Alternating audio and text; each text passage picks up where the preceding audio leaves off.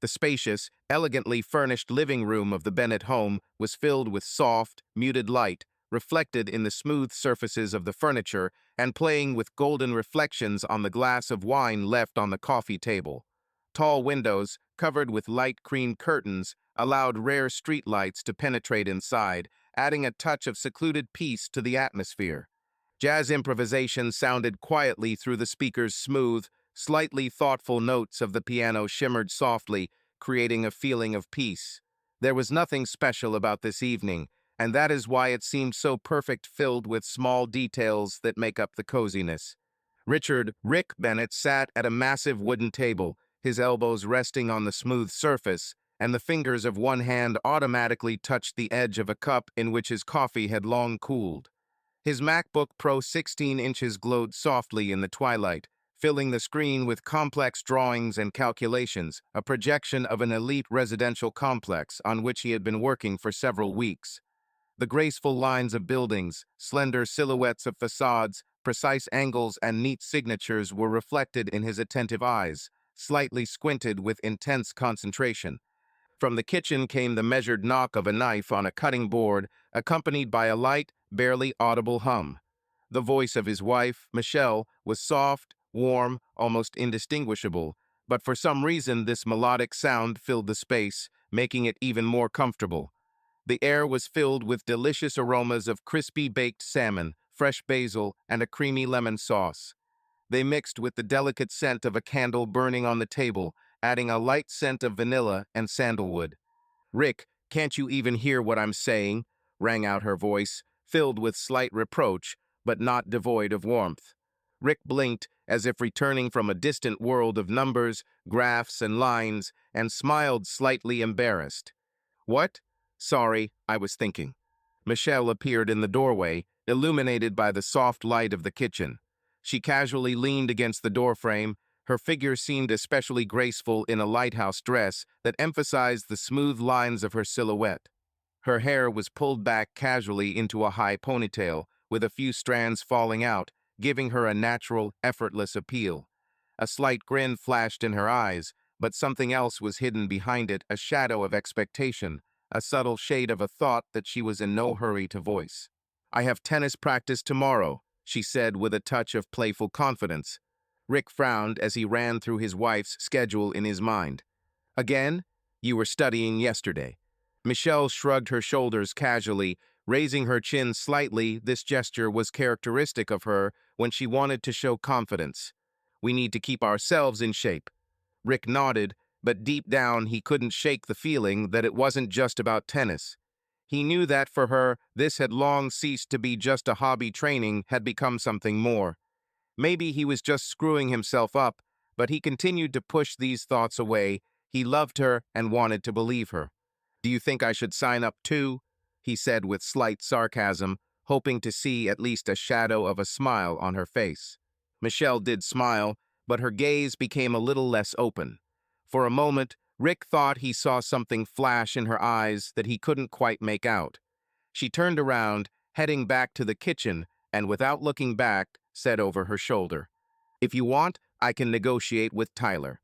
Rick nodded and was about to dive back into his work when suddenly the laptop beeps with a new message. The dull sound of an alert disrupted the smooth flow of the evening. A notification appeared on the screen. Just one line of text, but it made Rick's insides quiver. His gaze lingered on the monitor longer than usual. Outside the window, the sound of a moving car was heard, and somewhere in the distance, a dog barked. There was silence in the room, laced with a subtle tension that Rick couldn't yet explain. Rick, without taking his eyes off the screen, felt his heart clench in his chest. He blinked, trying to comprehend the message, but the words did not disappear before his eyes. "Watch this. Your world will never be the same." Below the text was a link to YouTube. The title of the video seemed provocative and meaningful. "He trained me on and off the court."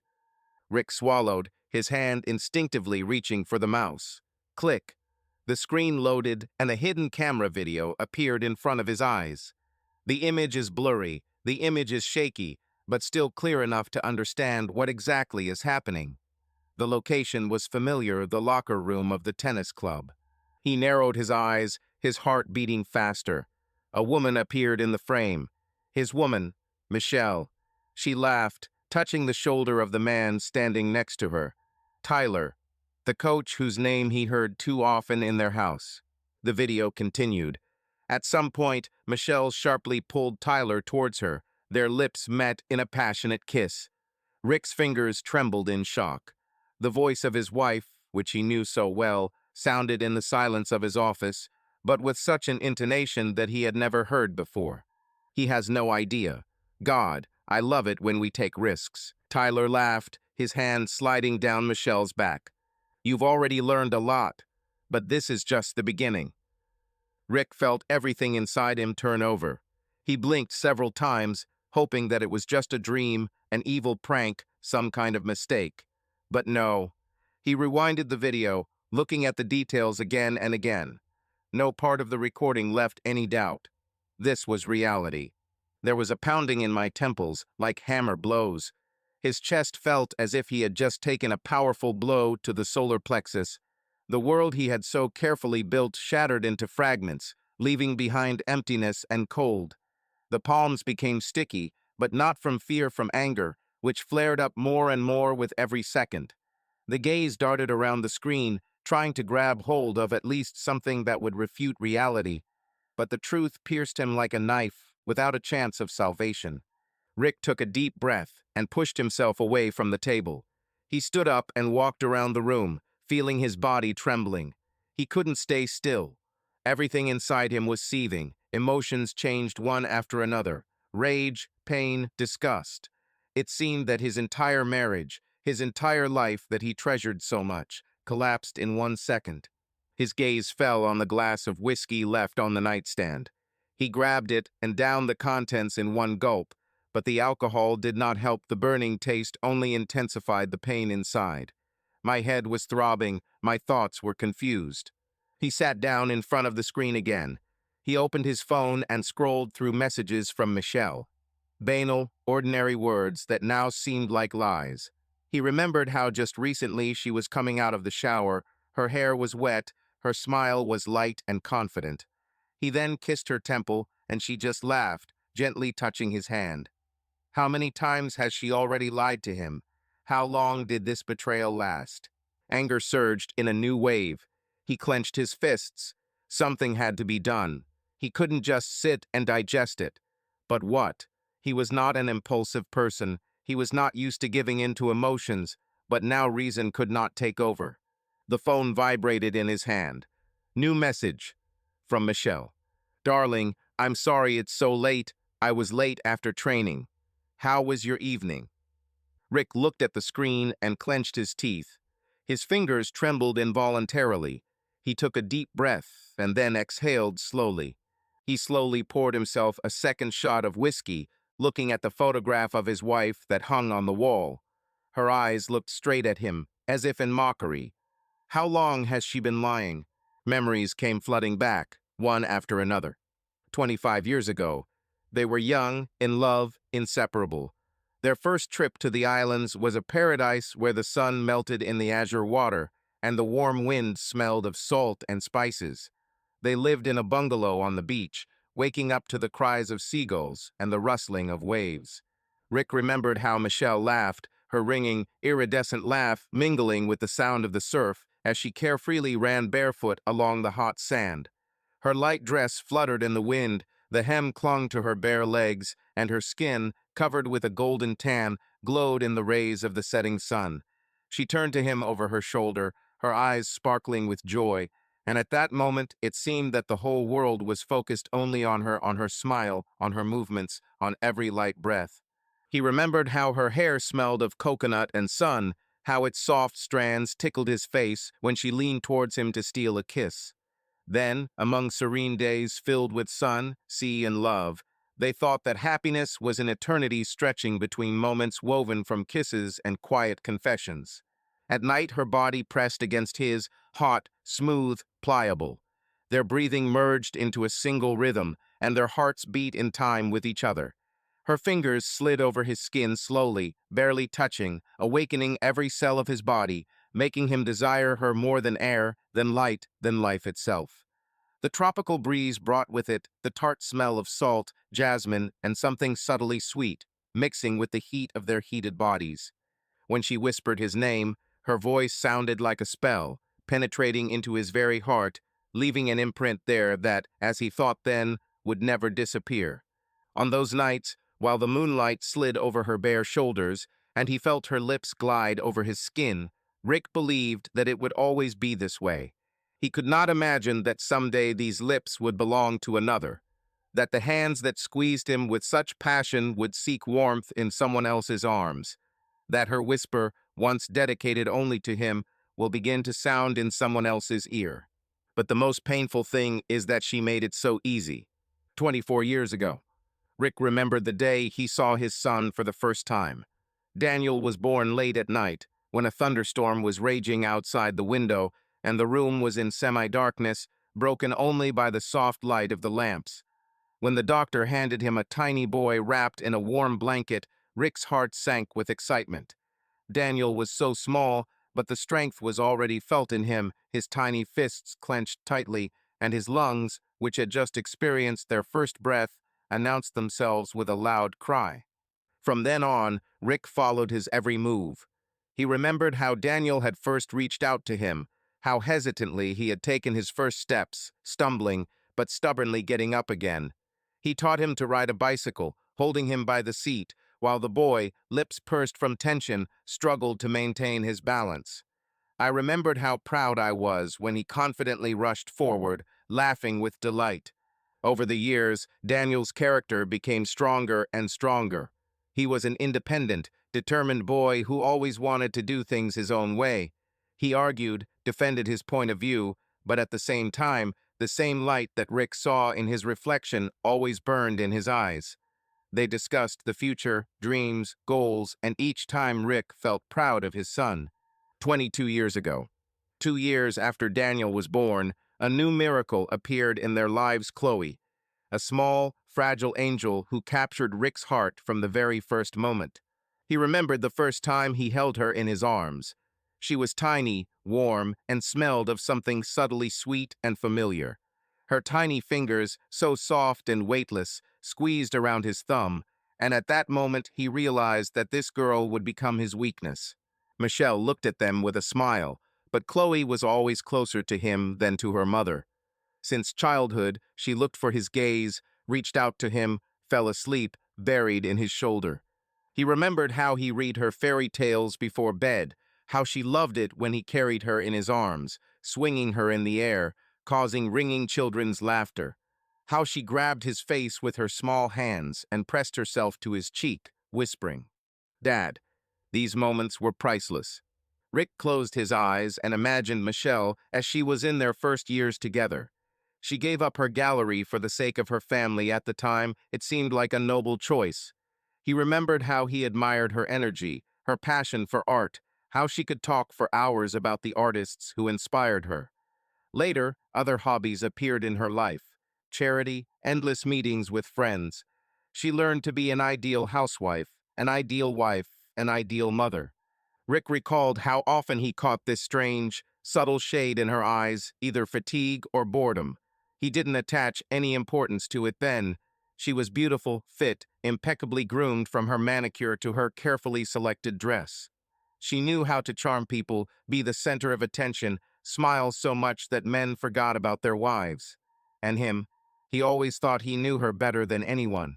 Now he understood he was wrong. A year ago, a warm evening filled with laughter, wine, and lightness. They sat at a large table on the terrace of their friend's house, where the soft light of the lanterns enveloped everyone in a cozy golden glow.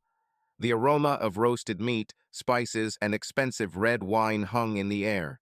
The conversation flowed smoothly, like a quiet, leisurely river in which voices, jokes, and memories intertwined.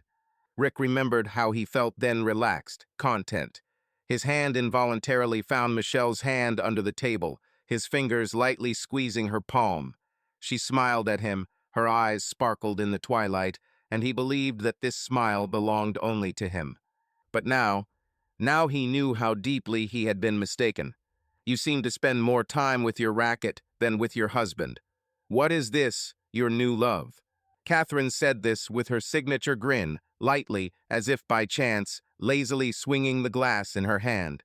A sparkle flashed in her gaze, impudent, probing, too attentive. But then Rick didn't attach any importance to it. Everyone laughed, toasts were raised, and friendly remarks were heard in the air again. Michelle raised an eyebrow slightly, looked at Catherine with a slight smirk, then took a sip of her wine.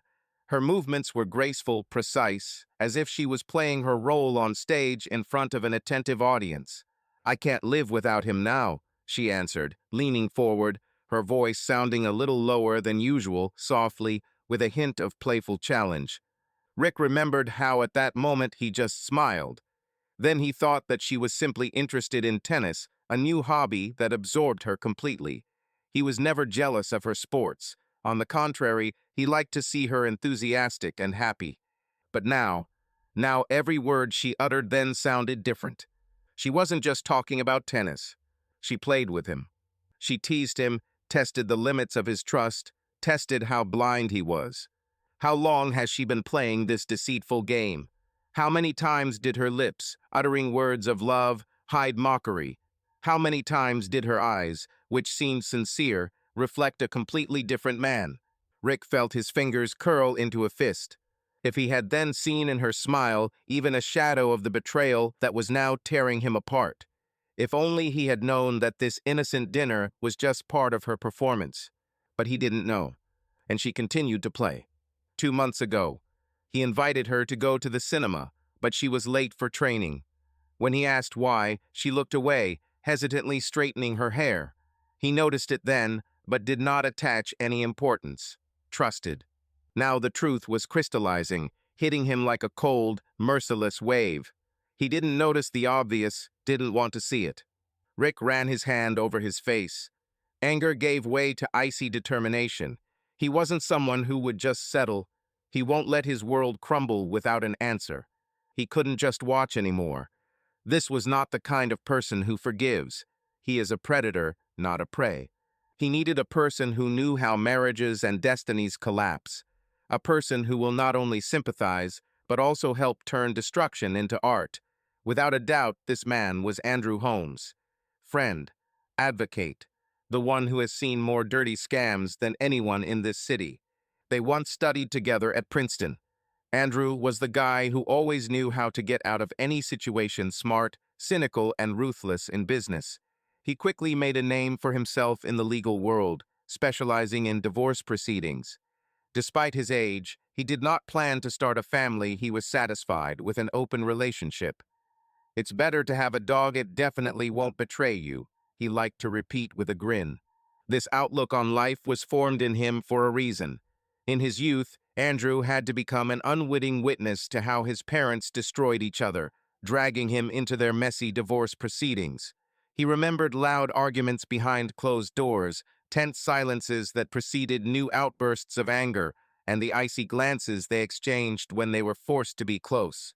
He saw how once warm, sincere love turned into hatred, how people who swore to be each other's support became enemies. Like shared memories, happy moments that seemed indestructible were erased in the dry lines of legal documents, where feelings replaced clauses in agreements and requirements for the division of property. This experience left a deep imprint on his soul. He learned one important lesson: never allow himself to find himself in such a situation. Marriage, commitments, promises made in a fit of passion, he perceived all this not as an expression of love, but as a voluntary imprisonment in a cage, which over time fetters and kills feelings. But despite his worldview, he never tried to force it on Rick. Andrew understood that every person has their own path, and if marriage was important to his friend, he respected that choice. He saw how Rick loved his family, how he valued his wife and children, and did not try to destroy his illusion of happiness, even if he himself did not believe in it. Andrew always treated Rick's family well, with genuine respect, but never offered advice unless asked. Rick picked up his phone, replaying their last meeting. It was a business dinner, one of those evenings when business conversations flowed smoothly into informal conversation. They sat in the twilight of a cozy restaurant, where the dim light of the lamps was reflected in the mirrors, creating an intimate atmosphere. The air was filled with the aroma of fried meat, expensive alcohol, and a slight hint of cigar smoke coming from the neighboring tables. Plates of perfectly cooked steak stood in front of them, and the amber glow of aged bourbon played in massive glasses. Rick, pouring glasses, grinned, casting an attentive glance at his friend. "So, Andrew, how is your next Miss Don't Call Me in the Morning doing?" Andrew raised an eyebrow, grinning, then leaned slightly closer, resting his elbow on the table and lowering his voice, as if he was revealing a great secret. "Oh man, best of all.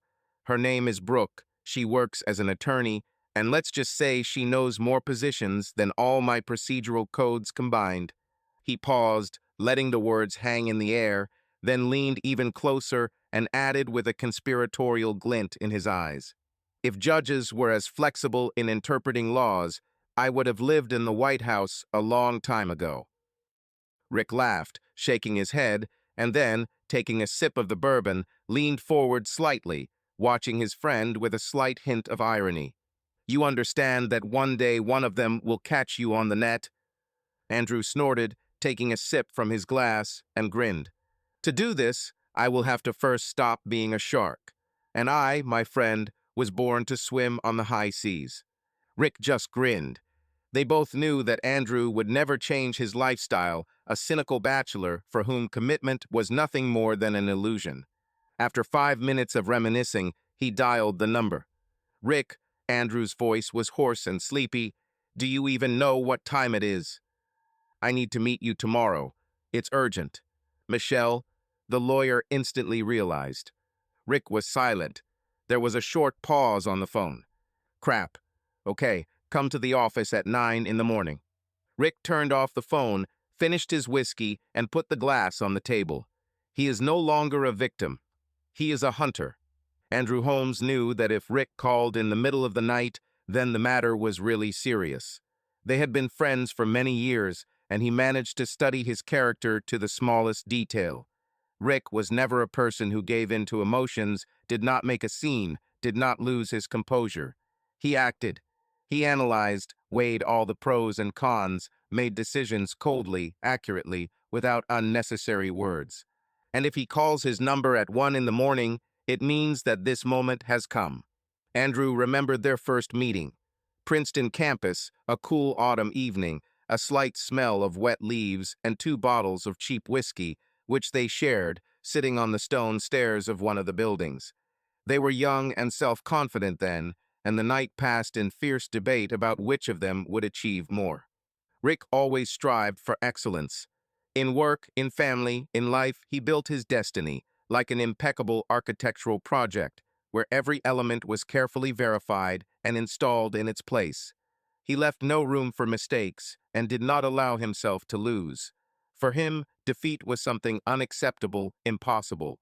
The kitchen of the Bennett house was filled with soft morning light, but for Rick it was the darkest morning of his life. He didn't sleep all night. The hours dragged on painfully long, and my thoughts gave me no rest. There was a cup of coffee in front of him, but he didn't even try to touch it. The liquid had long since cooled down, like all his illusions. His eyes burned from lack of sleep, but the pain inside was stronger than physical fatigue. Steps up the stairs. Light scent of citrus shower gel. Voice. "Ugh, I was so tired yesterday."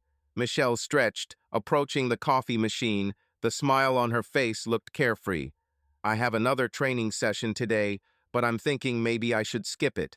She laughed as if nothing had happened. Rick slowly looked up from his cup. He wanted to say something, but couldn't. The words stuck in my throat. "Do you think so?" he responded dryly. Michelle shrugged, took out a capsule for the coffee machine, inserted it, and pressed the button. "Yes, although no, Tyler said that we will practice serving today." She winked. "He says I have excellent technique." The cup in Rick's hand shook slightly. He clenched his fingers on the ceramic handle. Everything was seething inside him. He heard her voice again from the video, full of passion and anticipation. "Technique? Yes, I saw your technique, Mitchell, and how he trains you not only on the court." He thought but didn't say anything out loud. He stood up abruptly. The chair creaked slightly on the floor, but Michelle didn't even turn around. She was completely immersed in making her coffee. Chloe entered the room, lightly, almost silently. She wore black athletic leggings that showed off her shapely legs and a loose sweatshirt with slightly stretched cuffs that kept her cozy. Her hair, tied in a high ponytail, revealed her thin face with high cheekbones and clear eyes focused intently on the phone screen. As she walked, with the usual movement of her finger, she unlocked the device and immediately delved into the digital world, as if into a parallel reality that existed only for her. Chloe sat down opposite her father at a massive oak table, on the surface of which barely noticeable scratches were visible traces of many years of family breakfasts, conversations, and arguments. She didn't even look up, didn't notice the heavy silence hanging in the air like an invisible fog. "Good morning," she muttered absently, mechanically scrolling through her social media feed.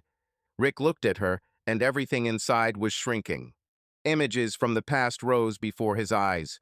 Here she was, just a baby, running around the house in pajamas with unicorns, laughing loudly, jumping over the carpet, and then suddenly jumping onto his lap, snuggling, talking about her childhood dreams with the same passion with which she might now be discussing the latest news in a chat. But now it was not the same girl sitting in front of him. An adult, confident young woman, a student studying marketing, is constantly aware of all events, trends, and news. Chloe lived in a world of likes, algorithms, and analytics, but in her eyes there were still glimpses of that little girl who once sought protection from her parents. She always looked at them with admiration, considered her and Michelle an ideal couple, an example of a strong, reliable family. If only she knew the truth. Chloe looked at her father. "Everything is fine? You don't look good," she asked, a little worried. Rick took a sip of his cold coffee. The bitterness hit his tongue, but he couldn't taste it. His gaze slowly slid from his daughter back to Michelle, who was now standing at the stove, making herself some toast. She was completely calm. It was as if nothing had happened. "I'm just tired, work has piled up," he finally answered, trying to make his voice soft. He didn't want Chloe to feel the slightest bit of tension. A new project, a lot of details. Chloe nodded, accepting the answer without further questions, and turned back to her phone. Rick watched her with a bitter realization of how quickly she had grown. Those moments are still fresh in his memory when she ran around the house, clinging to his hand, demanding to tell him a story before bed. And now an adult, independent woman sat in front of him, and he didn't know how long he could hide the truth from her and his brother. Michelle turned, took a sip of her coffee, and looked at Rick. She clearly felt something, but perhaps chalked it up to fatigue. "Are you going to work today?" she asked, casually. Rick kept his gaze on her. Thousands of questions were spinning in his head. He might say something now, to bring down on her all the anger that was burning him from the inside. But no, not yet. "Yes, I'll go. But before that, I'll stop by Andrew," he answered, trying to keep his voice even. "We need to discuss one issue and then go to the office." Michelle nodded and turned away, and Chloe turned her attention back to her phone. Rick walked up the stairs to his office. He felt tired, but there was an important day ahead. It was necessary to get together, rethink the situation, and build a strategy. Meeting Andrew should have been the first step, but there was not an iota of peace in his soul. It seemed as if a storm was raging inside him. He opened the door, walked to the table, and turned on the laptop. His hands automatically slid over the keyboard, but his thoughts were not occupied with work. He couldn't get the images he saw last night out of his head. How could he be so blind? He took a deep breath and ran his hand over his face, trying to come to his senses a little. The quiet sound of footsteps behind him made Rick flinch, as if someone's ghost was creeping behind him. His heart sank, and he turned sharply. Chloe stood in the doorway. She clutched the phone in her hands as if it were an anchor that could keep her in reality. The daughter's face seemed pale, and tears shone in her eyes, reflecting anxiety, fear, and something else, determination. "Dad." Her voice trembled like a thin thread about to break. "I sent you the video." Rick froze. Something painfully tightened in my chest, as if from a blow to the gut. He could not move, could not even immediately comprehend the meaning of her words. He just looked at his daughter, noticing how her fingers nervously fiddled with the edge of the long sleeve of her sweatshirt, as if trying to hide the trembling that betrayed her excitement. I just, I just wanted you to know, she continued, swallowing the lump in her throat, her voice breaking. It appeared on my YouTube feed. I couldn't believe it, but I couldn't help but tell you either. Her eyes darted back to the phone screen, as if there was an answer to all her torment. She took a deep breath, as if gathering strength. I sent it to you anonymously, she admitted, looking him straight in the face. But now I understand. You should know that I am aware. She took an uncertain step forward, pain splashed in her eyes, but also firmness, which Rick did not expect to see in her so soon. Dad, I'm close, and I want to support you. What does Mom do? Her voice trembled, but she continued, pursing her lips. You don't deserve it. Nobody deserves this. The last words sounded especially clearly, with some kind of inner strength that pierced Rick to the very heart. He saw in front of him not just a daughter, but an adult who was worried about him, trying to become a support for him, and this made it even more painful. She looked down and tears began to roll down her cheeks. Rick slowly walked up to her and, without saying a word, pulled her into a tight hug. He felt her body shake with suppressed sobs. He wanted to say something, but he understood that any words now would be meaningless. It's okay, he said quietly. I'm glad you told me, but until I figure everything out, we'll both have to pretend that nothing happened. Chloe nodded silently, knowing that her father wouldn't just leave it like that. Her fingers tightened around the fabric of his shirt, and they embraced once more. For a moment, Rick felt her return to being the little girl who sought his protection. It wasn't supposed to be like this, Chloe sobbed. I always thought we had an ideal family. Rick closed his eyes. He knew that this blow was no less painful for her than for him. I thought so too, Chloe. But I promise we will get through this. She pulled back a little, wiped her tears, and nodded. Rick sighed, letting go of his daughter, and looked at his watch again. There was little time left. He had to go to Andrew. He took one last look at Chloe. I need to go, he said, taking the keys from the table. But we'll talk more. Fine. Okay, Chloe answered quietly, wiping away her tears. Rick looked at her again, remembering this moment. Then he turned around, collected his documents, and headed for the exit. Chloe remained in the office, motionless, as if the space around her had suddenly lost its contours. She slowly sank into her father's massive leather chair, which was a little too big for her, but surprisingly comfortable, with soft armrests that smelled of wood and old books. Her fingers trembled as she ran her hand along the dark wood of the desk, as if trying to find at least some support in its cold surface. Thoughts rushed between past and present, memories of childhood confused with the stunning reality of this day. The phone in her hands suddenly vibrated, breaking her out of her thoughts. She blinked and looked at the screen. Notice from Aunt Catherine. How is my baby? I have a window in my schedule. I'll be with you soon. Please prepare a guest room for me. Chloe sighed heavily and closed her eyes for a second.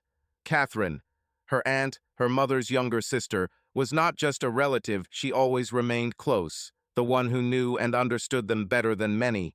When Mom and Dad were busy with work, Catherine was the one who spent the most time with her and Daniel. Evenings with hot chocolate and long conversations, trips to the park, her sincere, infectious laughter, it all seemed so warm and familiar. Divorced, without children, but infinitely loving with her brother, Catherine became something between a caring nanny and a slightly reckless older friend.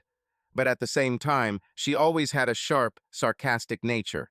She never hid her attitude towards their father. Her caustic remarks could be offensive, but somehow they did not cross the line.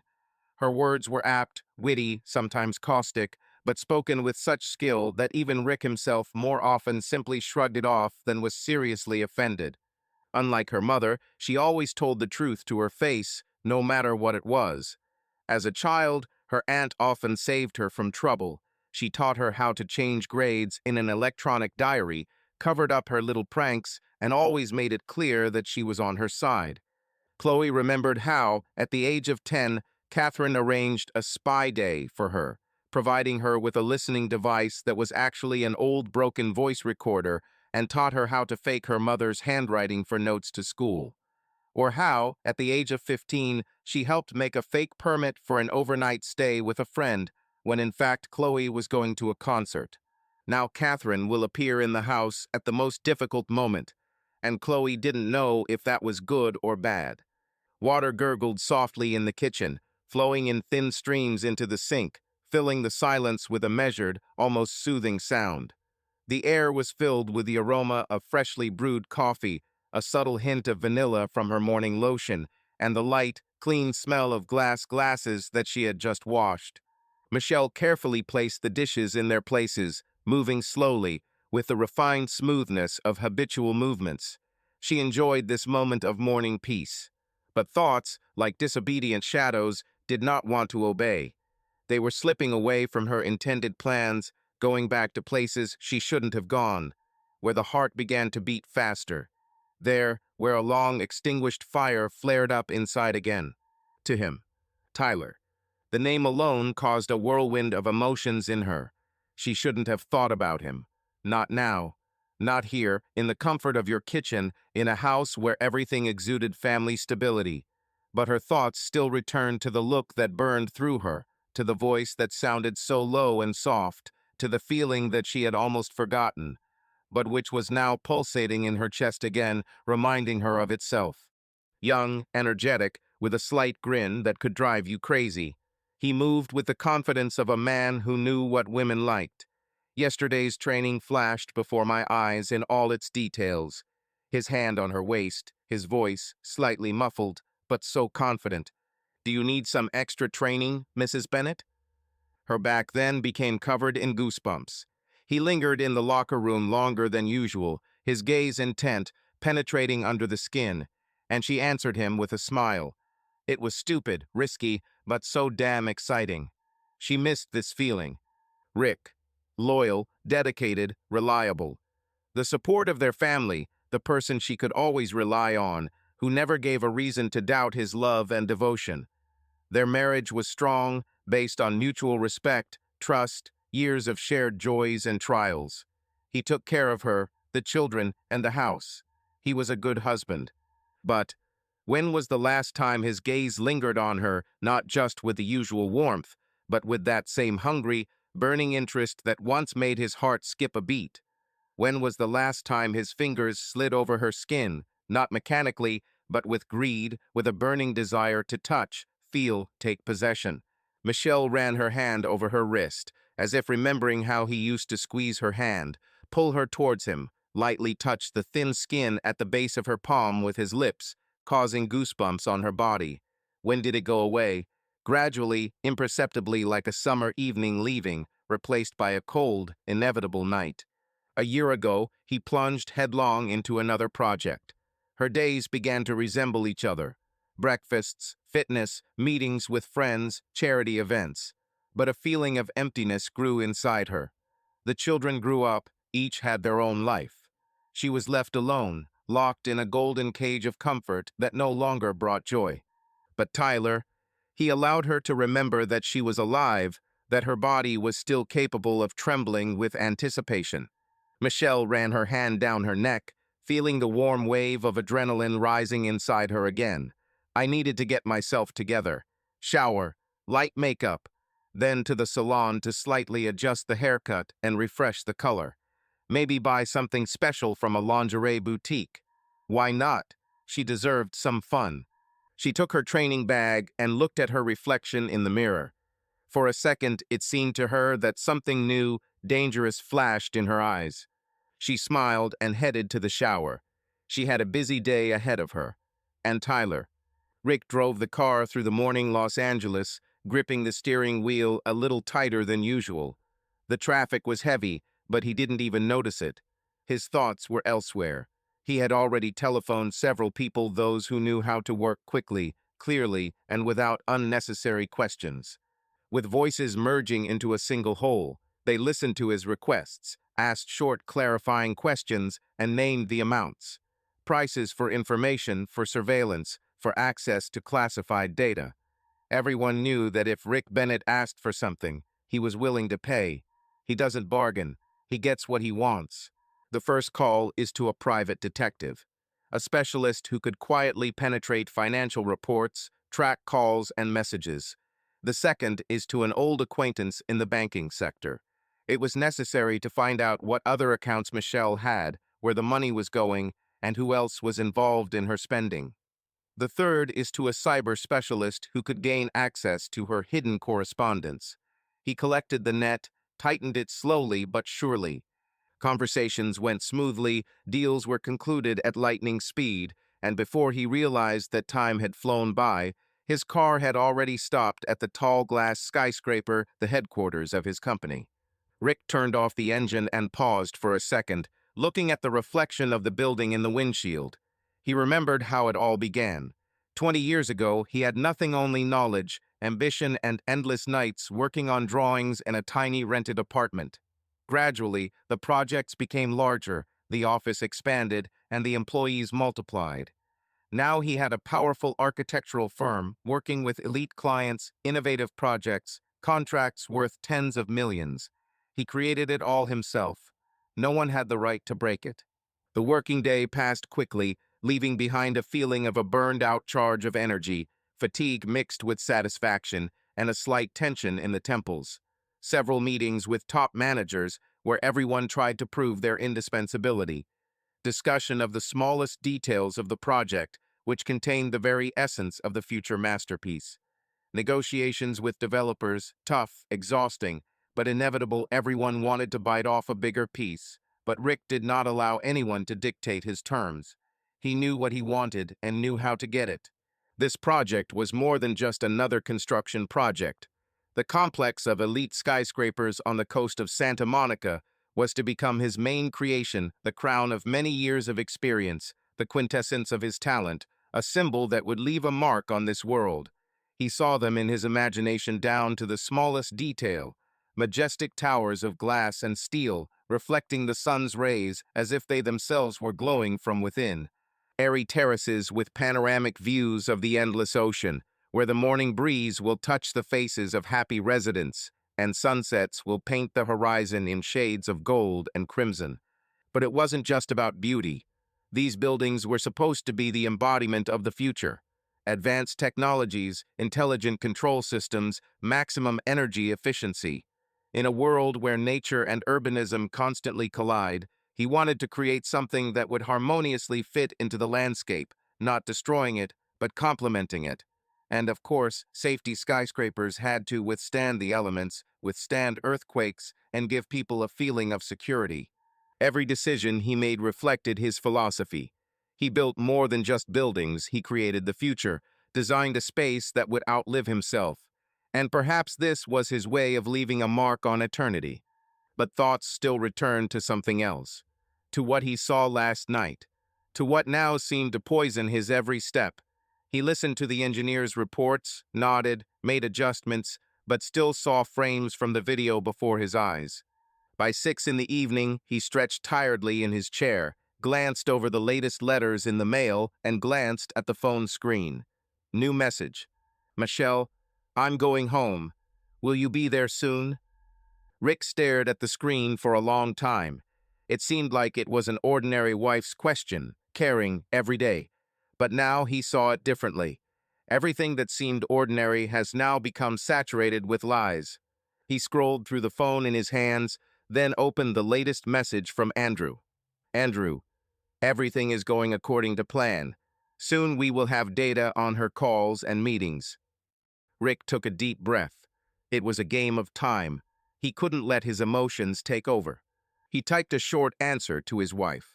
After a while, he entered a quiet suburb where wide, streetlight-lit streets ran between manicured lawns and immaculately trimmed hedges. There was a calm, almost frozen atmosphere here, as if time moved more slowly than in the noisy, pulsating city center from which he had just returned. The car slowed down gently and stopped silently at the gates of the mansion. He looked at his watch 15 minutes earlier than planned. Not that it matters. Nobody was looking forward to it. No one rushed to meet him on the threshold, illuminated by the warm lights of street lamps. The house towered before him in the darkening sky, still the same majestic, well-groomed, with neat lines of the facade and windows flickering from the inside. But now he seemed alien to him, as if it was just a pretty picture, an illusion created for someone's eyes, and not a real home to which you want to return. Rick ran his hand over his face and took a deep breath, but the feeling of heaviness in his chest did not disappear. He looked at the familiar door, at the soft light in the windows, at the neatly trimmed bushes at the entrance, and felt like a guest. Uninvited, random, not belonging to this place. Rick got out of the car, slowly breathed in the cool evening air, and walked to the front door. He paused for a second before pressing the handle, as if gathering his strength. Laughter came from the kitchen, resonant, light, as if there were no secrets, betrayal, or lies in the house. When he entered the living room, a picture unfolded before him, which, if he had been in a different mood, might even have seemed pleasant. Soft light filled the room, reflecting off the glass surfaces, giving a cozy warmth to the evening. Chloe sat on a high bar stool, leaning over her phone, her fingers deftly sliding across the screen, and her lips slightly trembling in a subtle smile. Perhaps she was reading something funny or just trying to distract herself. Catherine stood nearby with effortless grace. In one hand, she held a glass of white wine, which trembled slightly in the light of the lamps, and with the other, she casually straightened a strand of perfectly styled hair. Her eyes sparkled with mischief, and a familiar sly smile played at the corners of her lips. She was laughing at something, clearly enjoying the moment, casting short, amused glances at her niece. As soon as Catherine noticed him, her face instantly lit up with feigned surprise, and her voice sounded playful, with that same slight note of sarcasm that Rick had known for many years. "About," she exclaimed, raising her eyebrows slightly. "And here is our workaholic in person." She took a casual sip of wine, narrowing her eyes as if assessing his appearance. "You look like you haven't slept for several nights," she continued, lazily running her finger along the rim of her glass. "Wait, or is this a new fashion for bags under the eyes? How old do you say you are?" Her lips curled into a mocking smile, and her voice carried that familiar mixture of teasing irony and hidden curiosity. Rick wearily ran his hand over his face, feeling the fatigue settling on his shoulders like a heavy weight. He chuckled weakly, trying to at least for a moment play along with this light, almost homely performance that Catherine put on at every opportunity. "I look no worse than a woman who spends her evenings in the company of a dozen black cats and is convinced that they are the only creatures worthy of her company," he muttered, tilting his head to the side and looking at her with feigned thoughtfulness. Chloe, without looking up from her phone, burst into laughter. Her shoulders twitched slightly, and the corners of her lips twitched in a treacherous smile. Catherine, of course, did not miss the chance to play for the audience.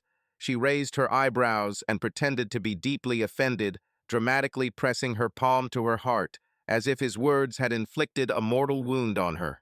"First of all, not with 10, but with 2, she retorted, rolling her eyes as if she could barely tolerate this conversation.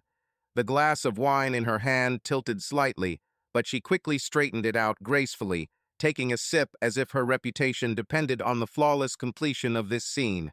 "And secondly, I don't quarrel with my neighbors, I educate them."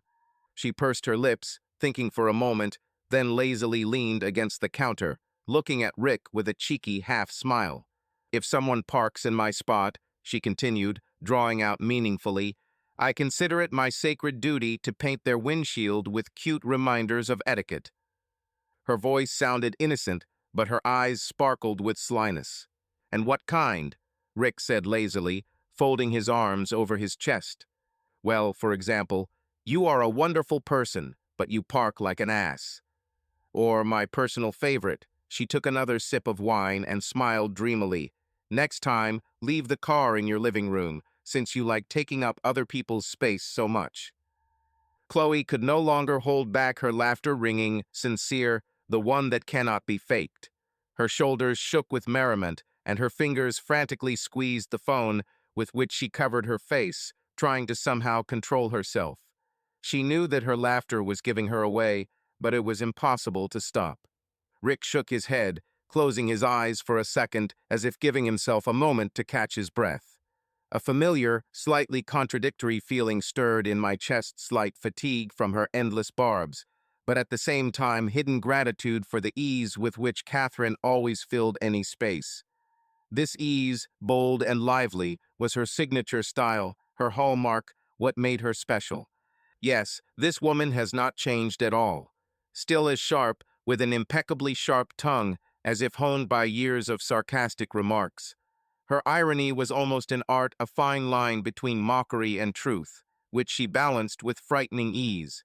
She was not afraid to speak directly, to challenge, to tease with words in such a way that even the most confident interlocutors began to feel uncomfortable. The complete opposite of her sister. Where Michelle was soft, self-possessed, sensitive, Catherine was a whirlwind, straightforward, fearless, as if testing this world to the limit. And no matter how tired Rick was of her barbs, he could not help but admit, there was something in this chaotic charm of hers that made her unforgettable. Outwardly, they really were similar. The same high cheekbones, clearly defined lines of the face, the same expressive eyes in which a mocking sparkle was hidden, the same well-groomed manner characteristic of both. But if Michelle was the embodiment of sophistication and elegance, she always followed every detail of her image, chose expensive dresses that fit her figure perfectly, delicate jewelry and heels that emphasized her grace. Then Catherine lived by completely different rules. She preferred lightly distressed jeans, leather jackets, comfortable sneakers, and minimal makeup. Her hair, although well-groomed, rarely had varnishes or complex styling. Most often, it was simply casually combed back or tied into a ponytail.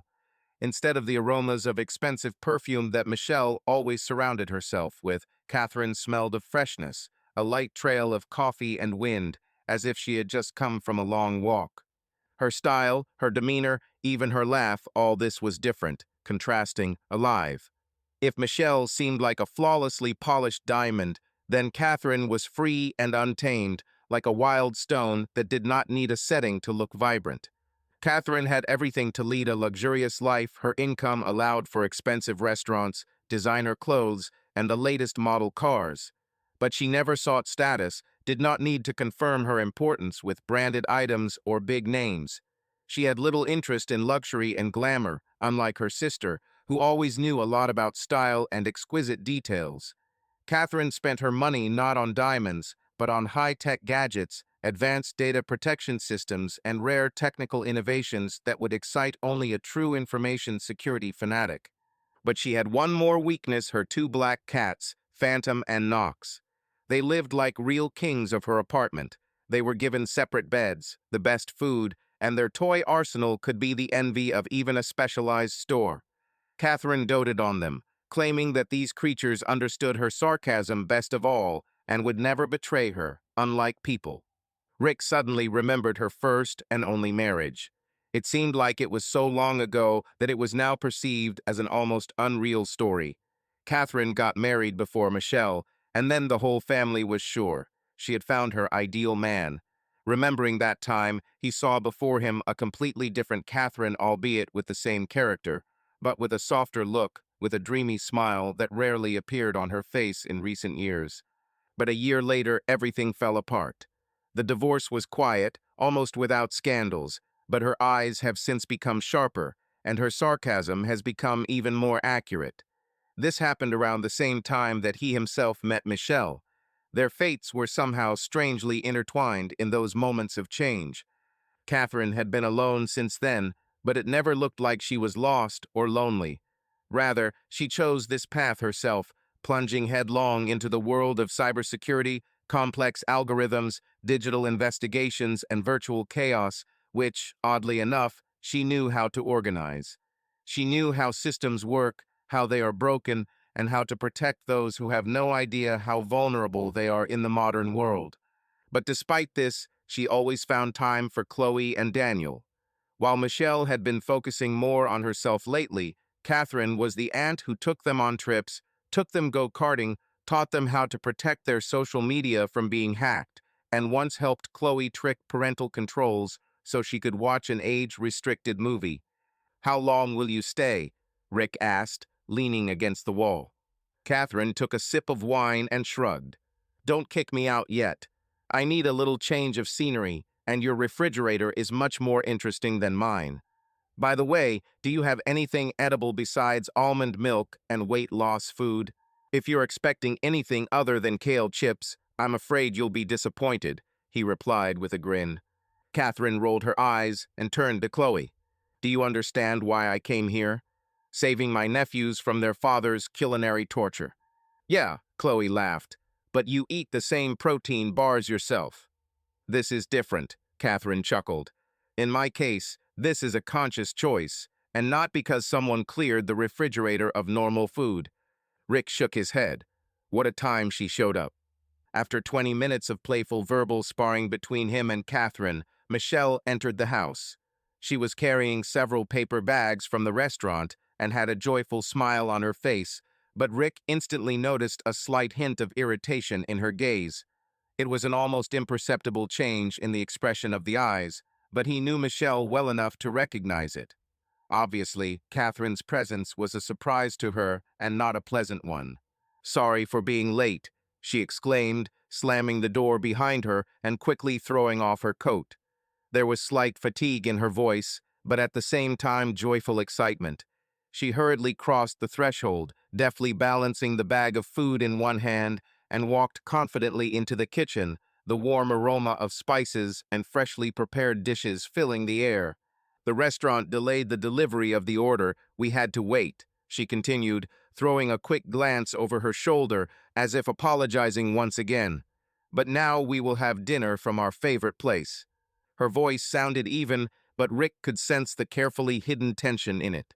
She carefully placed the packages on the wooden table, trying to look unperturbed, but he noticed how her fingers squeezed the handles of the packages a little tighter, how the corners of her lips twitched subtly, betraying her inner anxiety. At the same time, she cast an appraising glance at her sister, quick but tenacious, as if trying to determine how much her presence upsets the existing balance. There was a subtle but palpable tension in the air, as if a silent duel was flaring up between them. Catherine, as always, without losing her insolence, crossed her arms over her chest, tilted her head slightly, and stared at her sister inquisitively. There was not a drop of remorse in her posture. Rather, she enjoyed the effect that her appearance had on Michelle. Rick watched their silent confrontation silently, like an observer on the brink of a thunderstorm. He knew that a month ago there had been a serious conflict between them, but none of the sisters considered it necessary to devote him to the details of the family discord. The secret remained an impenetrable wall between them, and now this wall was only getting stronger. Michelle remembered that day in frightening detail. They stood in her apartment, illuminated by the dim light of the evening sun breaking through the translucent curtains. Catherine, compressing her lips into a thin line, looked at her with a look in which disappointment and hidden anger were visible. She then guessed no, she didn't even guess, but confidently exposed her connection with Tyler. Like a skilled player, she laid out all the cards on the table, leaving her sister no chance of denial. "Do you even understand what you're doing?" Her voice was even, but there was a sharp, almost predatory insistence in it. Michelle then just straightened up, clasped her fingers, and continued to maintain external equanimity. But inside, she was torn apart by a tangle of conflicting emotions: fear, irritation, prickly resentment towards her sister for invading her life, like a judge dispensing justice without the right to appeal. "Rick is too good a husband, and it's a very big mistake to turn into a cheating wife," Catherine continued, tilting her head slightly as if studying her sister's expression. "He definitely won't tolerate this. And in your place, believe me, there are thousands of women who are ready to sell their souls to the devil for such a man." Her words sounded sharp, like the blow of a whip, but Michelle then only smiled coldly, as if it did not hurt her. Her answer was evasive, precise to the smallest detail, but deep down in her heart, she was somehow sure that Catherine would not tell Rick anything. The family dinner went on in the usual rhythm, but behind the ostentatious normalcy, there was a tension that was impossible not to feel. The forks clinked against the plates, the glasses of wine touched the table quietly, and the voices sounded evenly, without much emotional overtones. They exchanged standard phrases, discussed the weather, talked vaguely about plans for the coming days like actors mechanically playing roles they had long ago memorized. But everyone at the table was lost in their own thoughts. Rick ate mechanically, but could barely taste the food. Every time his gaze fell on Michelle, a heaviness rose in his chest.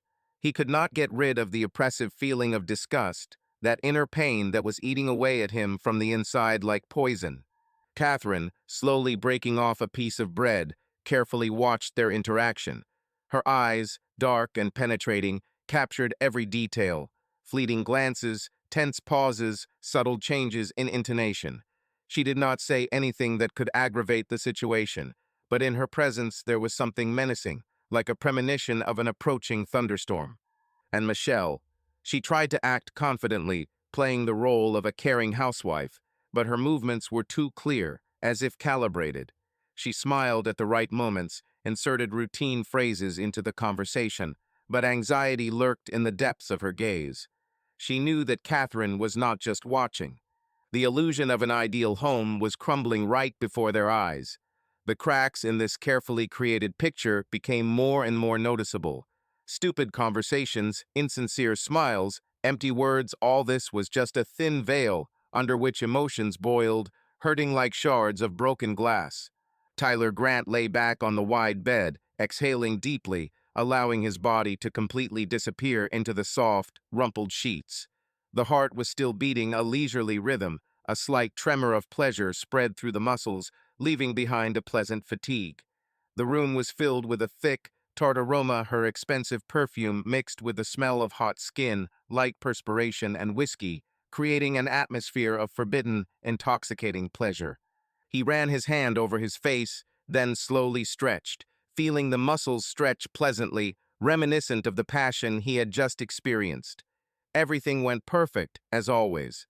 He slowly stood up, walked to the bar, and poured himself an amber liquid into a crystal glass.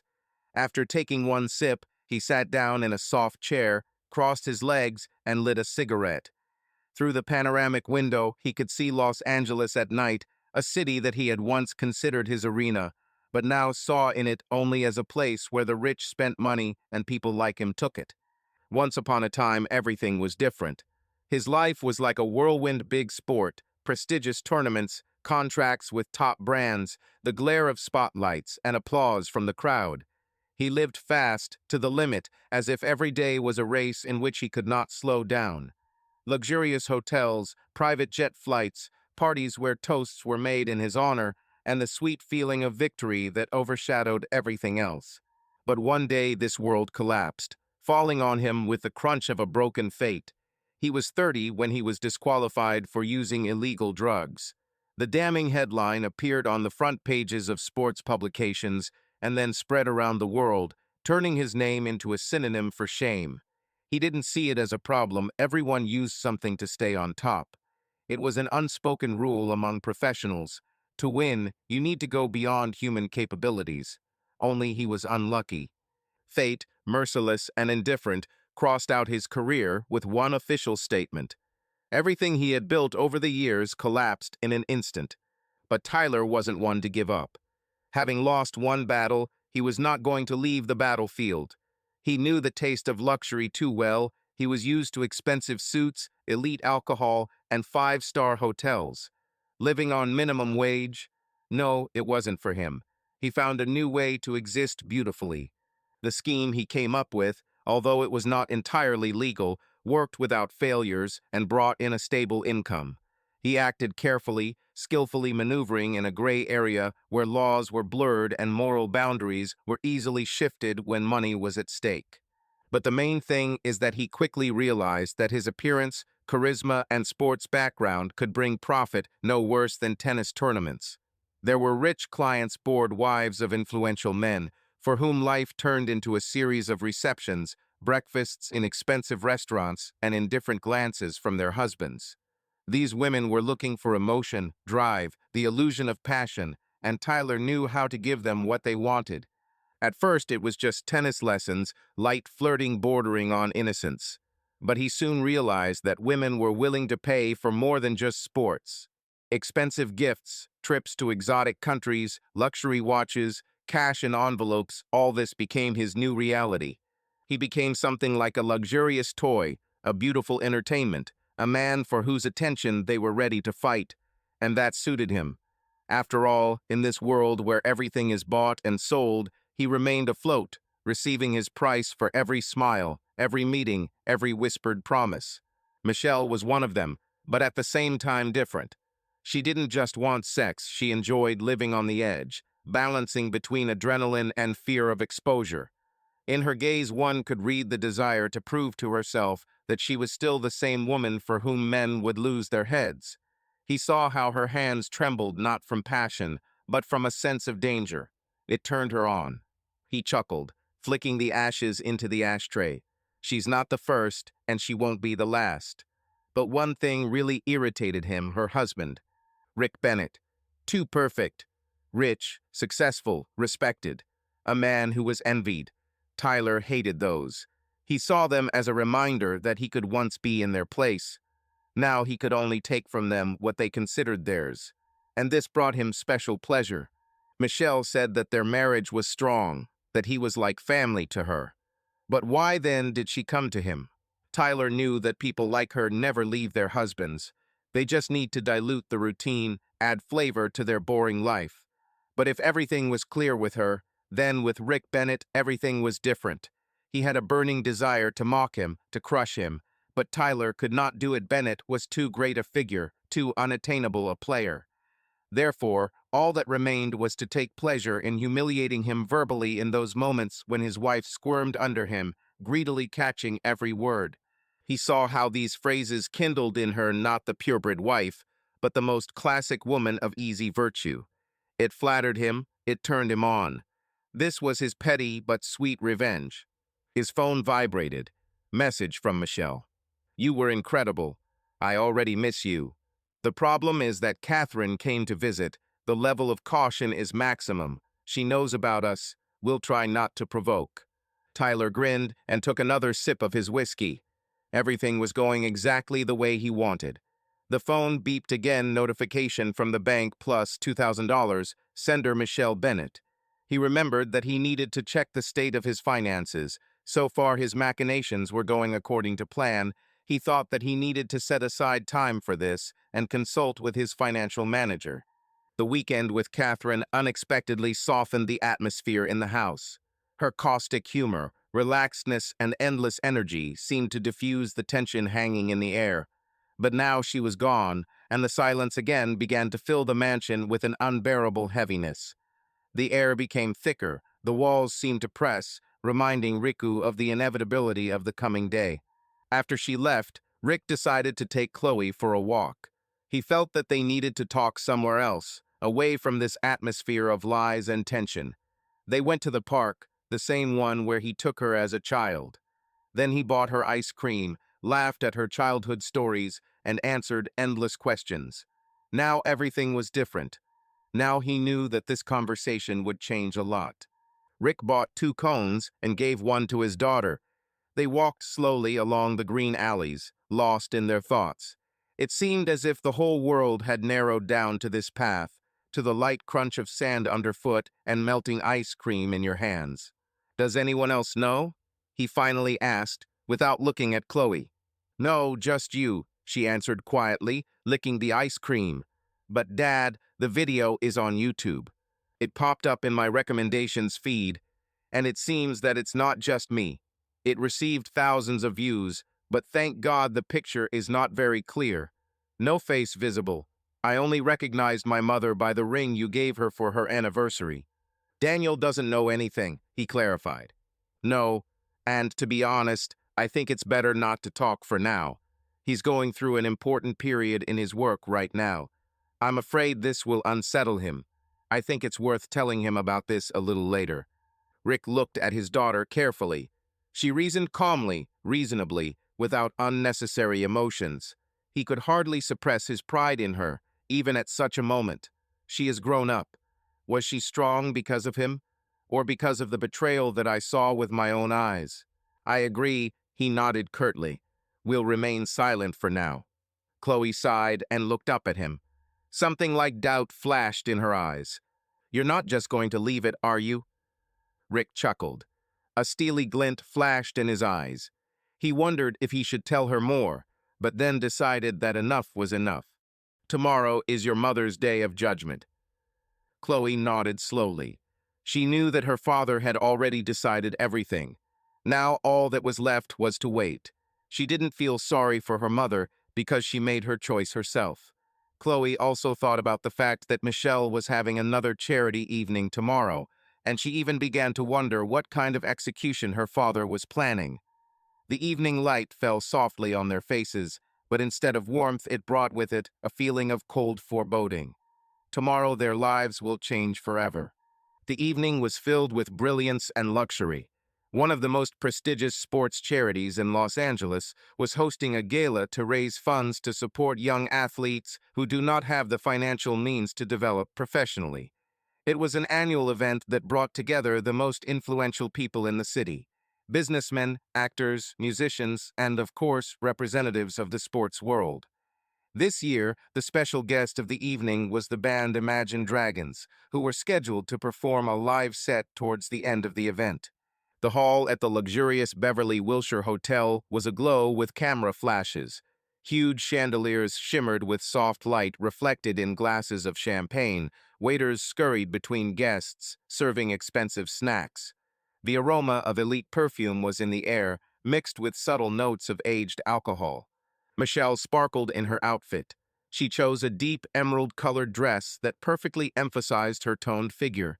Her hair was styled in elegant waves, and her jewels, chosen with impeccable taste, gave her even more charm.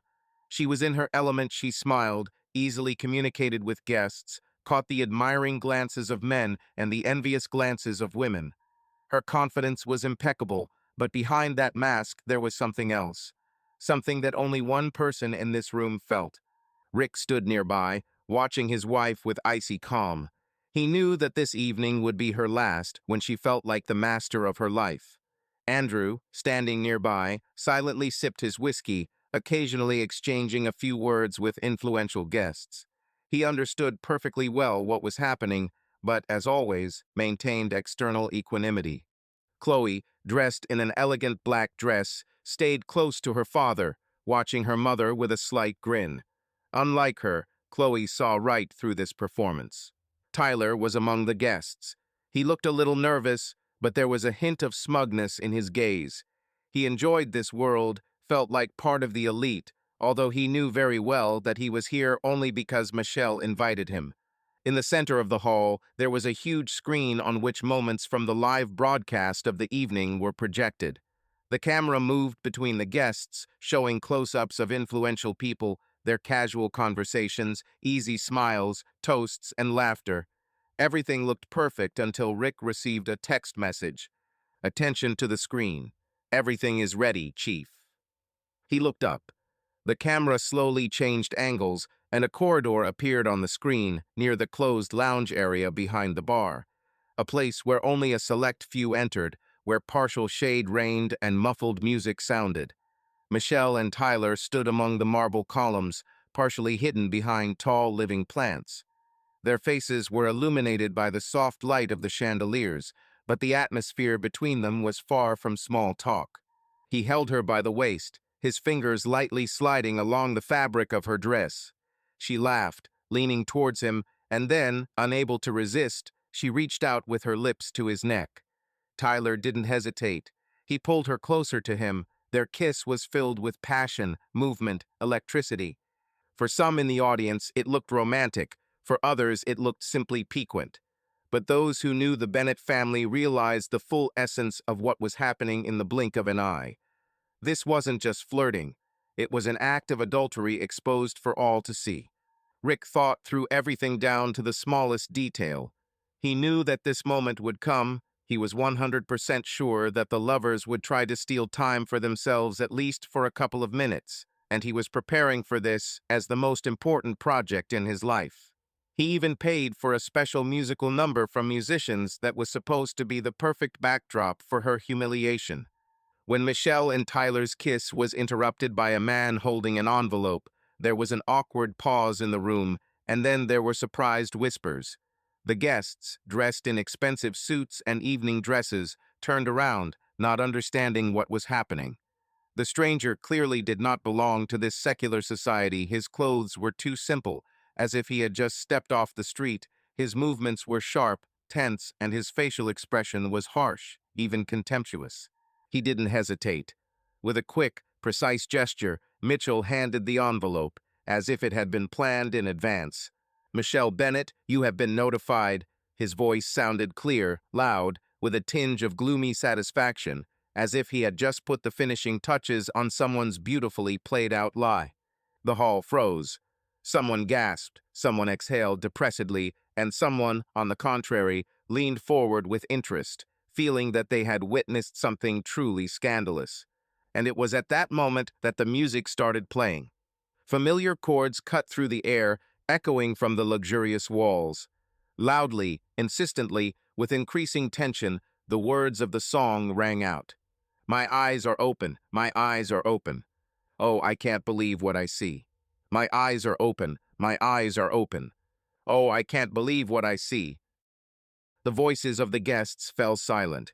Now there is only rhythm, electrified air, and an envelope in Michelle's hands. She didn't move, didn't take it right away. She just pressed her lips together, and something like fear was reflected on her face. The guests' eyes were glued to the scene of the revelation. Michelle opened the envelope in confusion and saw the divorce papers. Her hands shook, her eyes darted around the crowd, looking for Rick. He didn't look at her anymore. He simply turned around and, taking Chloe by the hand, headed towards the exit. Michelle felt the ground disappear from under her feet. She realized that she had just lost everything. Rick is not the kind of person who forgives betrayal. She and Tyler quickly left the event and went to his apartment. She was shaking. She drank in an attempt to drown out her thoughts, but there was only emptiness inside. What now? What's next? The morning light mercilessly made its way through the curtains, filling the room with a grayish glow. My head was pounding.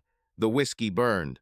The bitterness in my mouth and the dryness in my throat reminded me of the night before, of too much alcohol, which should have numbed the pain but only made it worse. Michelle slowly sat up in bed, having difficulty concentrating on the reality around her. The room felt alien, as if she had woken up in a life that was no longer hers. Her gaze fell on the table next to the bed. There, among empty glasses, a crumpled napkin with a mark of lipstick and bitter tears, lay a stack of papers. The same ones. She swallowed, trying to get rid of the lump in her throat, and, with trembling fingers, unfolded the first sheet. Cold legal language stuck in my eyes. Divorce. Her life in this marriage came down to a few points, stated in dry, official language. She reread the lines over and over again. She remembered that she had once signed a marriage contract, but still hoped to see something that would change the essence of the document. But no, Rick left her with exactly what she came into this marriage with. No real estate, no bills, no promotions, only her personal belongings, a couple of jewelry, and a car that he bought her 5 years ago. Everything that seemed an integral part of her life turned out to be just gifts that could be taken back. Michelle bit her lip. Until recently, she felt like a queen. She lived in a house where everything belonged to her. Expensive clothes, restaurants, exclusive trips, dinners with influential people who looked at her with admiration. Now all this disappeared in an instant. She clutched the papers in her hands, feeling panic growing inside her. Everything she thought was stability turned out to be a soap bubble. How many years did she spend in this marriage, confident that their union was unbreakable?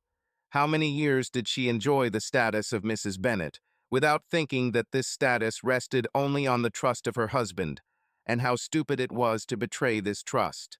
Tyler stirred quietly next to him, stretching. He did not yet realize that now it was not a socialite lying next to him, but a woman who had lost everything. He smiled, lazily stroking her shoulder. "Good morning," his voice was hoarse. "How are you?" Michelle didn't respond immediately.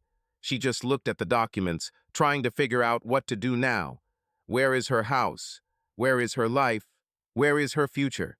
Damn, looks like we had too much yesterday, Tyler muttered, rolling over onto his back. My head is just pounding. She slowly turned her gaze to him.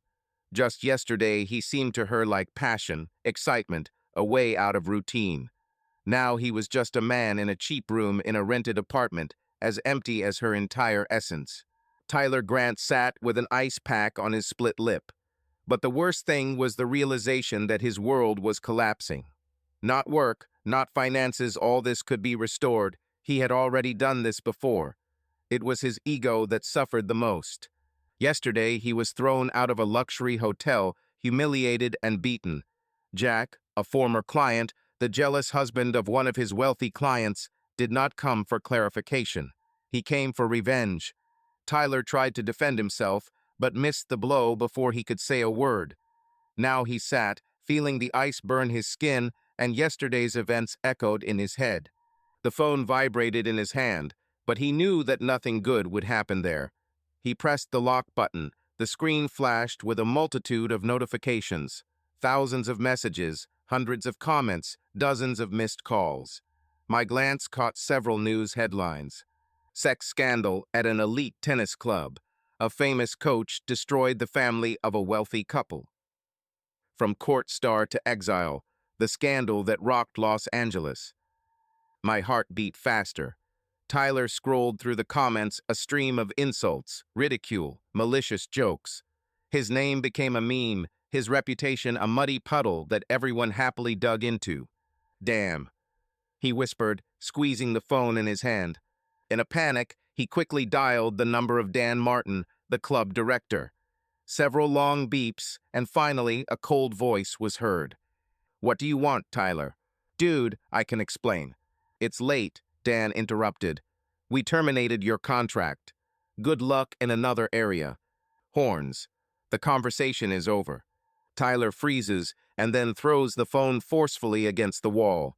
A dull thud, a crunch of glass, the screen cracks, but that doesn't matter anymore. He lost.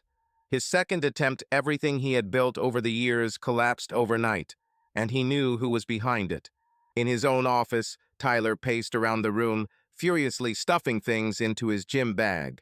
Anger tore him from the inside. His office was no longer his, nor was his career, nor his life. Everything was destroyed, turning into dust underfoot. Loud knock on the door. He turned around sharply. Matt, his financial advisor, walked in. The face is tense, the lips are tightly compressed. There is anxiety in the eyes. Bad news. Tyler, we have a problem, he said dully. What the hell is the problem? Grant exploded. All your accounts are blocked. Tyler froze. What? His voice was hoarse from surprise. You have huge taxes. Your latest transfers look like money laundering. Tyler slowly sank into his chair, his hands tugging at his hair. It was impossible. He always knew how to be careful. He's not a fool. Someone purposefully set a trap, and he fell completely into it. Damn, Rick is putting me in this shit on purpose. He jerked the phone away, dialing Michelle's number. In a small rented apartment, Michelle walked around the room. Yesterday, she left Tyler and rented the first apartment she came across. She needed to sort herself out. She was trying to figure out what to do next, haphazardly sipping wine from a glass. Her phone lay on the table, the screen flickering.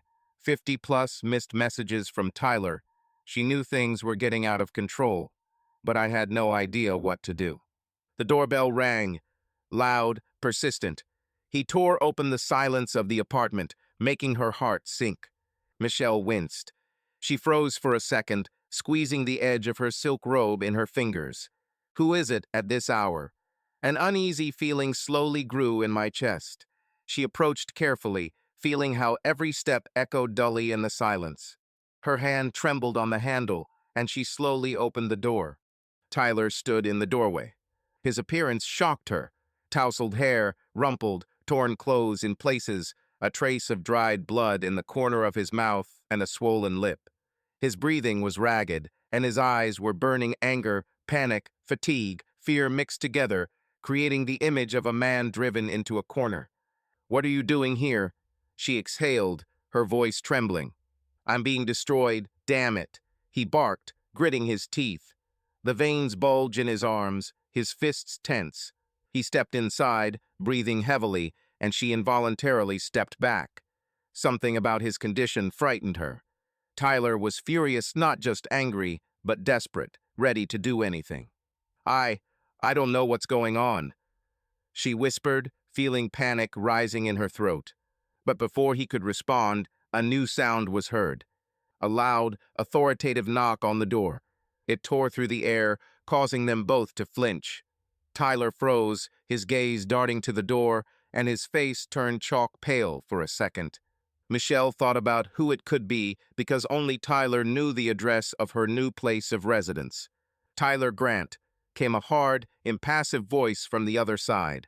You have been arrested on suspicion of fraud and money laundering. Open the door immediately. Tyler clenched his fists so hard his knuckles turned white. His chest rose and fell sharply. All. He lost. This was the point of no return. Michelle stood in a stupor, unable to utter a word. Rick Bennett looked out the window of his spacious office, thoughtfully tapping his fingers on the smooth wooden surface of his desk.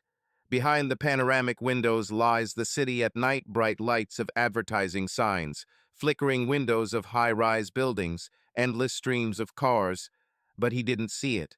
His thoughts were focused on only one thing. Everything was going according to plan. Every step, every little detail, he thought through everything down to the smallest detail.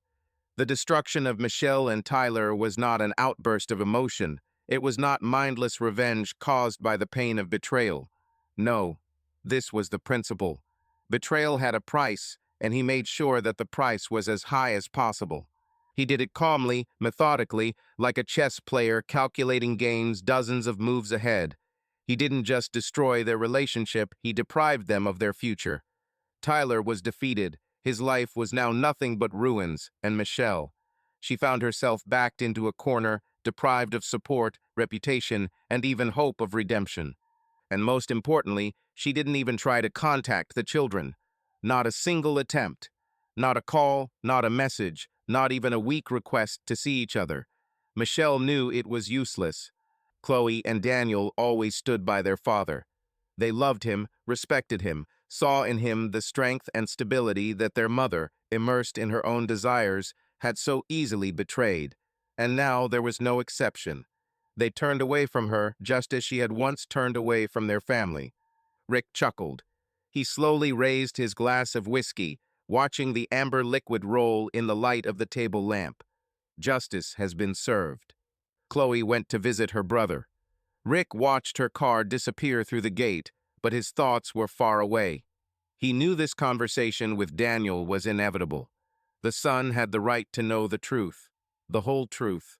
Therefore, when he dialed his number, something sank inside. The phone rang, one ring, two. Then Daniel answered. Rick spoke calmly, measuredly, setting out the essence without unnecessary details, but with complete frankness. He explained everything: the betrayal, the consequences, how Michelle herself ruined her life. There was silence on the line. No indignation, no surprise, not even a long thought. Daniel listened in silence, as if passing every word through himself, digesting what was said. And then, after a short pause, he calmly and confidently said, Father, you did what you had to do. I'm proud of you. Rick gripped the phone tighter, his fingers turning white with tension. Those words meant more to him than he would admit. Later that day, Andrew's office. Rick opened the heavy door and entered a spacious office filled with the subtle aroma of expensive alcohol and cigars. Andrew was already waiting for him, lounging in his leather chair, a glass of whiskey in his hand. A small smirk crossed his lips when he saw Rick.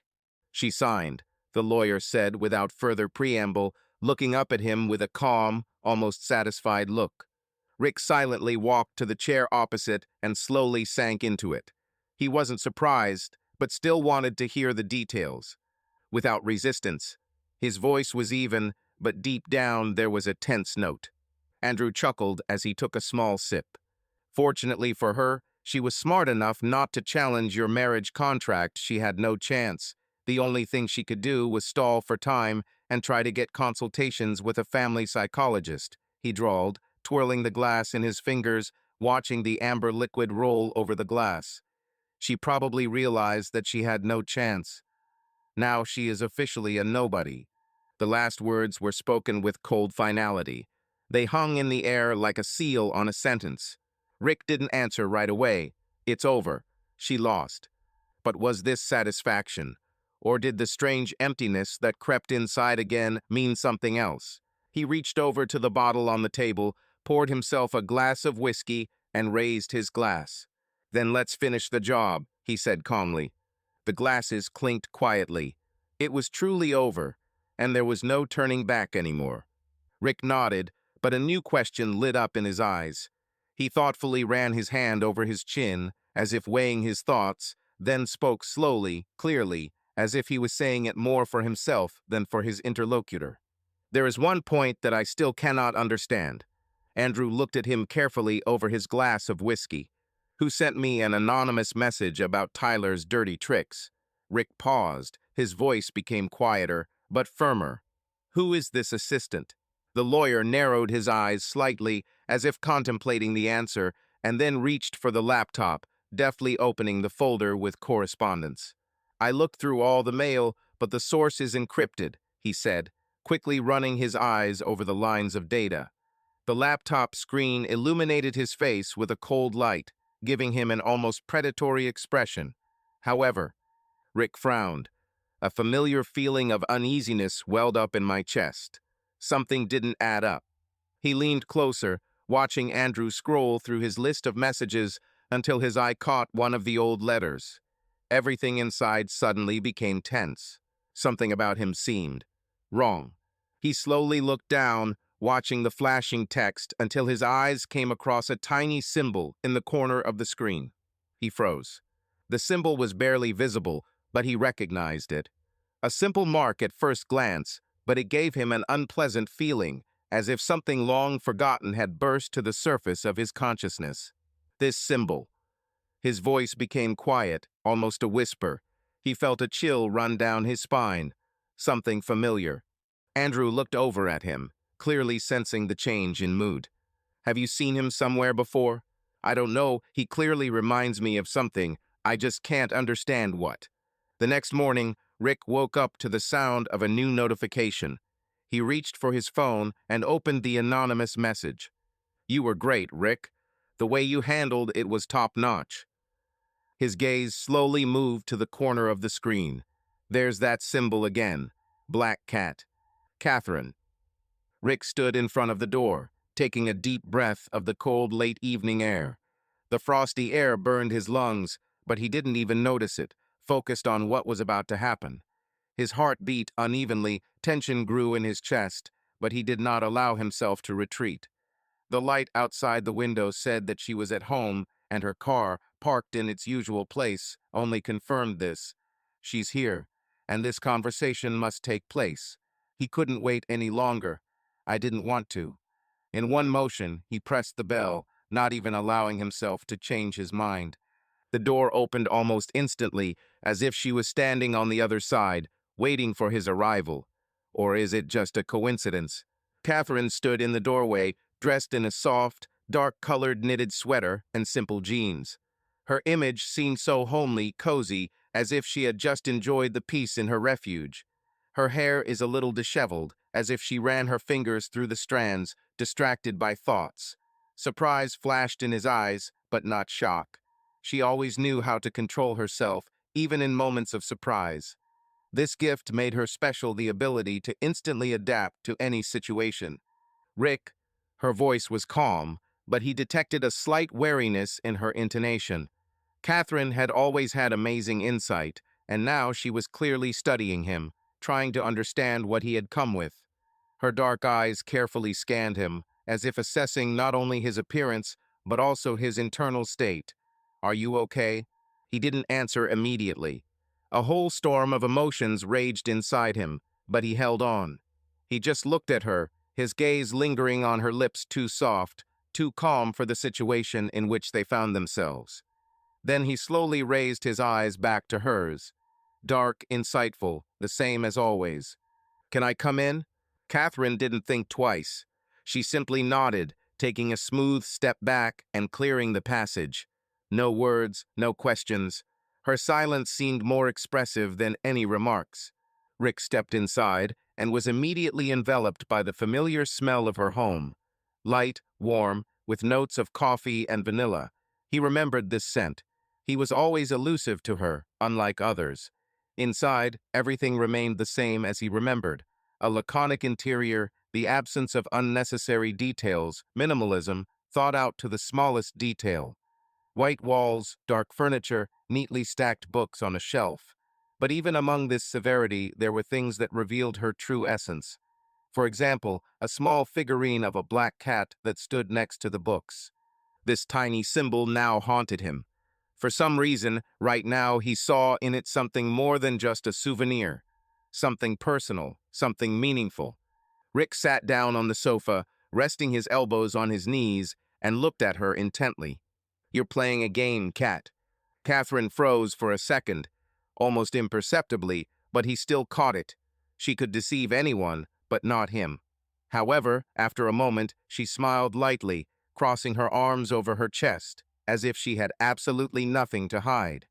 "What game?" Her voice sounded with a hint of curiosity, but without a hint of excitement. He didn't respond with words.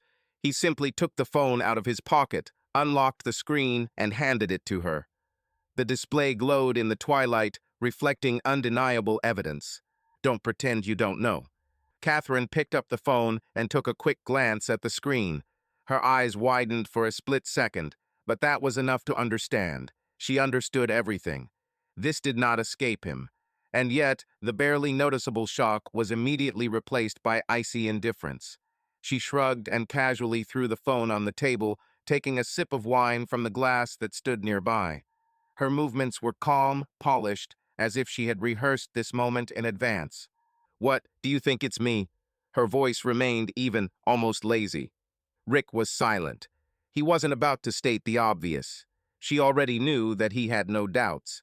Catherine smiled at the corners of her lips, leaning on the armrest of her chair. "Let's say it's me." She tilted her head slightly to the side, as if studying his reaction. "What's next?" He grinned. Her manner of communication, her restraint. She just admitted, although she could continue to deny. It was her style to take the game to the next level, instead of making excuses. "Then I have one question." Rick leaned forward, his voice becoming quieter, but firmer. "For what?" Catherine put the glass on the table and froze for a moment. Something distant and personal flashed in her eyes. It was like a memory that she didn't want to let out, but that could no longer remain hidden. Then, almost in a whisper, she answered, "Because you deserve it." Rick didn't take his eyes off her face. He saw shadows of emotion run across her features as tension slid along the line of her shoulders. This was not an easy game. It was something more. "I've watched all my life how you love her, how you give her all of yourself. And she didn't appreciate you." She paused, holding her breath before continuing. Her voice was almost shaking, but she controlled herself. "I couldn't allow a man like you to be so cruelly deceived." Her words slowly settled in him, like ashes after a burnt letter. He suddenly realized that she did it for his sake, and there was more truth in this confession than in the entire family life with Michelle. Catherine looked away and chuckled quietly, as if to herself. She remembered how one day, while listening to her sister, she realized that something was wrong. Everything changed that evening when she accidentally overheard her sister talking. Some carelessly thrown words, an intonation that could be mistaken for ordinary excitement, but Catherine sensed a catch. Anxiety welled up inside her, and as soon as Michelle left, she began to dig deeper. At first, these were innocent checks, searching for information about her personal life, account statements, viewing the history of transfers. Then mail hacking. When Catherine finally got to the necessary data, there was no doubt. Michelle was cheating on Rick. She gave herself time. I thought that Rick would sooner or later notice the obvious. But, as often happens, he was blinded by his love, so devoted to the woman that he did not see what was right before his eyes. Catherine couldn't stand it. She knew that if she simply told him the truth, he might not believe or, worse, forgive Michelle. We had to act smarter. She hired a man who obtained the first direct evidence for her that same video, material that could not be disputed. But just hand it over to Rick? No. Catherine came up with a plan. Using her knowledge, she made sure the video ended up with the right person, Chloe.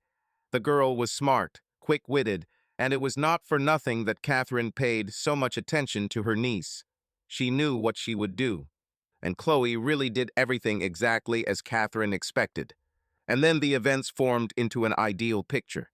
The only thing she didn't foresee was that Rick would guess who was behind this revelation. Rick leaned back, closing his eyes. A tense silence filled the space between them. "How long did you?" "No." His voice sounded hoarse. Catherine walked to the window, crossing her arms over her chest. "For months. I checked her phone, followed her translations. I was just waiting for you to open your eyes." Rick stood up slowly, his movements almost mechanical. She continued to look out the window at the lights of the night city, when suddenly she said, "And when you found out, it was the best day of my life."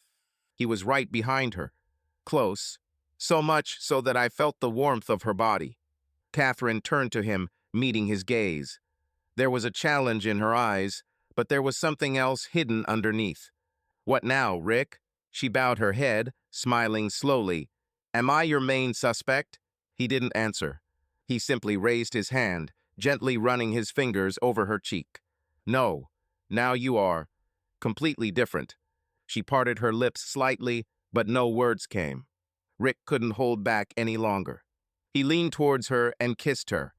Deep, greedy, like a man who has just broken his old life and started a new one. Catherine kissed back without hesitation. Her fingers ran through his hair, pulling him closer, and his arms tightened around her waist. She found herself pressed against the wall, but did not try to escape. Her breath mixed with his, her lips were burning, and her heart was beating so fast that it seemed like it could break out. Outside the window, hundreds of lights scattered in the darkness, but at that moment the world outside this room ceased to exist. All that mattered was what was happening here and now. Early morning.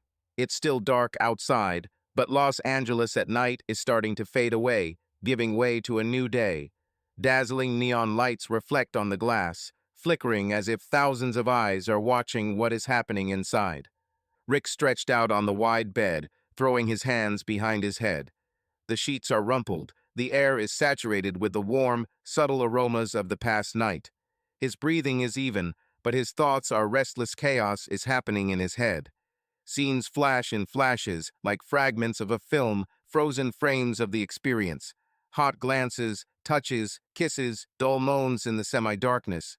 Everything mixed into a strange, heady cocktail of emotions, leaving in the soul a barely perceptible taste of something irreversible.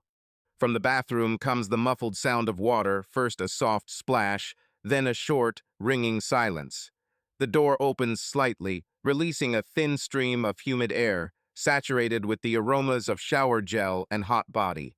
Catherine steps out, her silhouette clearly outlined in the soft, muted light pouring from behind her. A thin silk robe, like a second skin, emphasizes the curves of her figure, barely covering the long, seductive lines of her legs. The moisture has not yet completely left her body. Drops of water lazily flow down her neck, linger in the hollow of her collarbones, and then disappear behind the thinnest fabric. She adjusts her belt, casually pulling her robe tighter, but this gesture only makes her even more desirable. Rick lazily turns his head, his gaze, clouded by memories, clinging to her. He grins, and then, in a slightly hoarse morning voice, says, "Here, kitty kitty, time to play." Catherine freezes for a second. Then her lips slowly stretch into a smile, insidious, playful, almost dangerous. "Be careful, Rick." Her voice is rustling, like a snake's whisper. She takes a step towards him, then another. "You don't know what you've gotten yourself into." She sits on the edge of the bed, letting her fingertips trail over his bare chest.